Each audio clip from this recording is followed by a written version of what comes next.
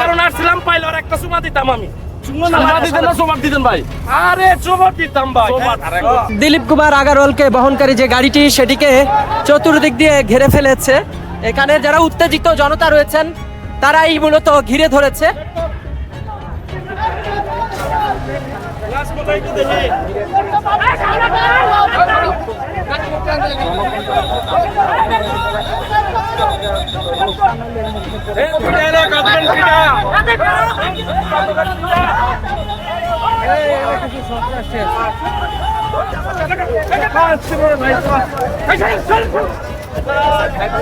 আপনারা যে সাদা গাড়িটি দেখতে পাচ্ছেন, এই গাড়িতে করে দিলীপ কুমার আগারওয়ালকে র্যাবে ইতিমধ্যে নিয়ে গেল।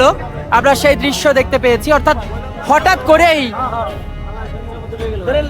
দিলীপ কুমার আগারওয়ালকে এভাবে করে সাদা একটি প্রাইভেট কারে করে নিয়ে যাওয়া হয়েছে। দর্শক, কালেরকণ্ঠ থেকে আপনাদের সাথে যুক্ত রয়েছে আমি ইখলাসুর রহমান। আপনারা নিশ্চয়ই যেমনটি দেখেছেন, হুট করেই আমরা দেখেছি র্যাব তারা পিছনের সামনের যে গেটটি ছিল সেই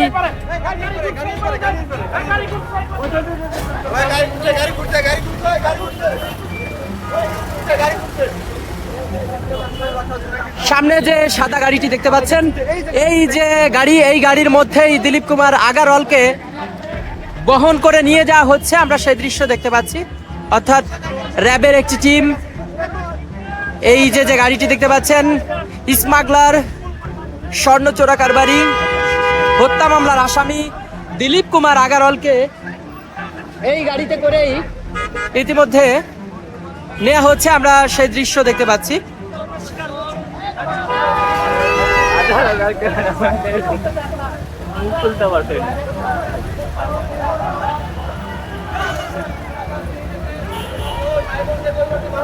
অর্থাৎ দিলীপ কুমার আগারওয়ালকে বহনকারী যে গাড়িটি সেটিকে চতুর্দিক দিয়ে ঘিরে ফেলেছে। এখানে যারা উত্তেজিত জনতা রয়েছেন তারাই মূলত ঘিরে ধরেছে।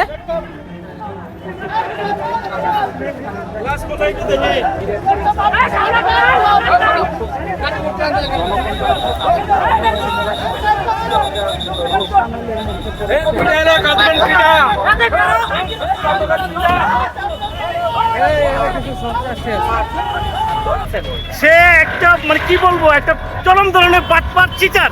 সে মানুষের সরলতার সুযোগ নিয়ে মানুষকে ধোঁকা দিয়ে সে প্রচুর অর্থ সম্পদের মালিক হয়েছে। এবং আমাদের সবচেয়ে বড় দুর্ভাগ্য যে আমাদের সম্মানিত নামকে একটা সংসদ, যেটা একটা সম্মানের জায়গা, সেখানে যাওয়ার সাথে যে স্বতন্ত্র হিসাবে প্রার্থী হয়ে ভোটারদের দাঁড়িয়ে গিয়ে এই অবৈধ টাকা দিয়ে প্রত্যেকটা ভোটারকে কিনে সে জেতার জন্য চেষ্টা করছিল।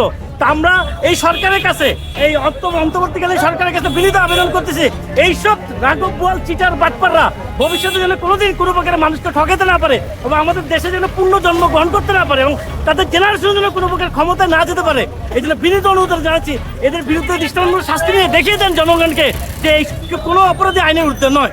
এটা আমাদের অর্থাৎ এখানে যারা রয়েছেন তারা অনেকে চোর চোর বলছে, অর্থাৎ এরা আমাদের দেখতে দেয়নি।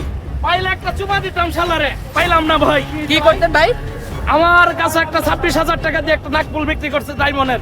বউ বলে এটার দাম 200 টাকাও না, পরে দেখি আসলে তাই ভুয়া। এই কারণে আসছিলাম, পাইলে আর একটা চুমা দিতাম আমি। আরে চুমা দিতাম ভাই,